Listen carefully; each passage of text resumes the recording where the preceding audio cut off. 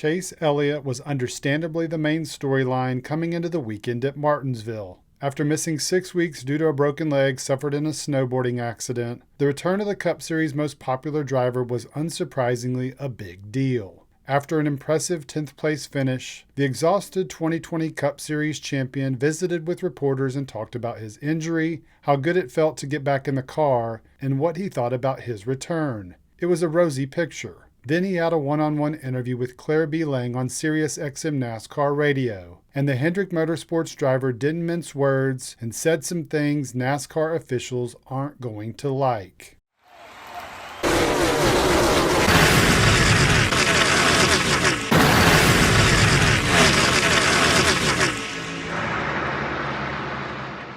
After racing a new aero package at Richmond a few weeks earlier, which by most accounts produced a quality short track race with passing and exciting action all around the track, everyone hoped the same thing would happen at Martinsville. It didn't. Ryan Preece sat on the pole, and he rode it to the first stage win with cars unable to pass. That was the theme for the entire race. Good fortune and pit call strategies decided the eventual race outcome more than the speed of the cars. How else do you explain Joey Logano finishing second after getting lapped twice earlier in the race? Denny Hamlin, who has never one to shy away from sharing what's on his mind, which has unsurprisingly resulted in the success of his popular podcast and NASCAR penalty, didn't try to sugarcoat what he thought of the Martinsville race a few minutes after finishing fourth. We pitted, which put us towards the end of those lead lap cars, and cars I just was lapping 10 laps before that couldn't pass them. So it's just, this is next gen racing with these tires and this aero package. You just there's no passing. Obviously we saw 41 dominate the race, and once he got caught in the back, it was it. It's just what we got now. First and second place finishers Kyle Larson and Logano didn't feel like the 2023 version of Martinsville was any better than last year. It was a pretty consistent thought throughout the garage.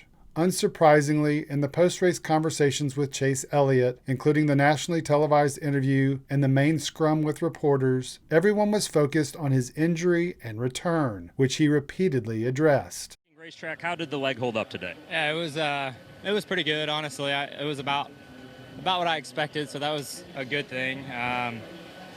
It was warm, and I've been sitting on the couch for 6 weeks, so I think that probably hurt me more than anything. No one bothered to ask him his thoughts on the overall feel of the race. Veteran Sirius XM NASCAR radio reporter Claire B. Lang asked every driver that question, including Elliott.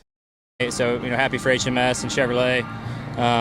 But yeah, you just never know until you start the race and get going, and really hard to pass. These cars are just so frustrating at times, I guess would be the best way to put it, and just hard to be different. And when you can't be different, it's going to be hard to drive around somebody.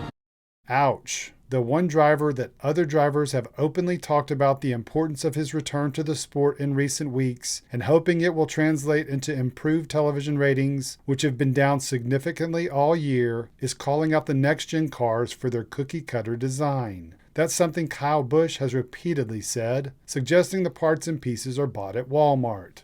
Elliott's comments are certainly not what NASCAR officials want to hear. It's one thing for Busch or Hamlin to say there's a problem with the cars, because that can be dismissed as they're often loud, or maybe in the case of the 3-time Daytona 500 winner, he's cutting a promo for his podcast. But when the one driver that NASCAR has gone out of its way in recent weeks to heavily promote his racing return at Martinsville on various social media platforms turns right around in that return and delivers a harsh critique of the car and the overall racing product, it's not a good look. And making it worse, it comes at a terrible time. In addition to the down television ratings, NASCAR is going into television contract talks with the networks for a contract that renews in 2025. How can NASCAR officials go into those negotiations, explain the lower ratings, and put a positive spin on those remarks from the sport's most popular driver? Simply put, they can't.